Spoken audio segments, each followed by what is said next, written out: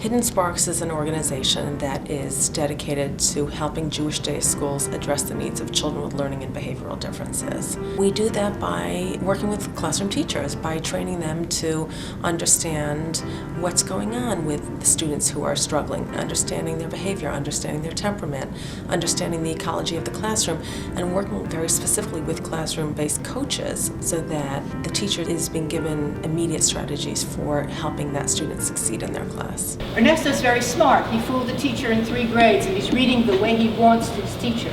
That's something you think on the basis of what you saw. You provided a perfect segue to what we're going to do next, which is we're going to investigate different ways of working with metacognition.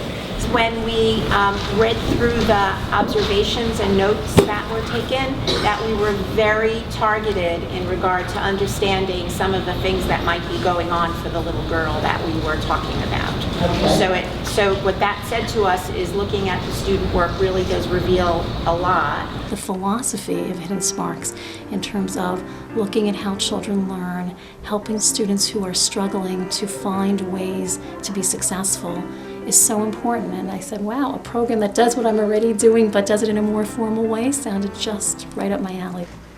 Insincerity and lack of honesty and integrity is something that a child should never learn. There you go. And not only that, but I feel like if you're in the role of a teacher and educator, then connecting and caring about the child, whether you find it frustrating within yourself, and I think it's important to sort of talk about how you're feeling so you could process that and acknowledge it. All children, all human beings have different challenges, and by being able to be open to the conversation, to be able to come with an open mind to the conversation, and with both of us being able to look at it with the same lens, which is Hidden Sparks provides, and to then work together to meet the challenge, it's very satisfying for me as a professional, and it's given me a whole new world in which to explore when, at a point in my life where I thought like, okay, been there, done that, and guess not. Validation and agreement are 2 different things. Validation says, I see how upsetting this is for you. I hear you. I see that for you, being in that class is so painful because for you, it really feels like Rebbe hates you. That's validating. That isn't agreeing. That Rebbe really hates you, doesn't he? One of the skills you have to learn in working with children, educationally, as a parent, as a therapist, in any way, you have to learn the skill of validating, not agreeing. Okay, think about that.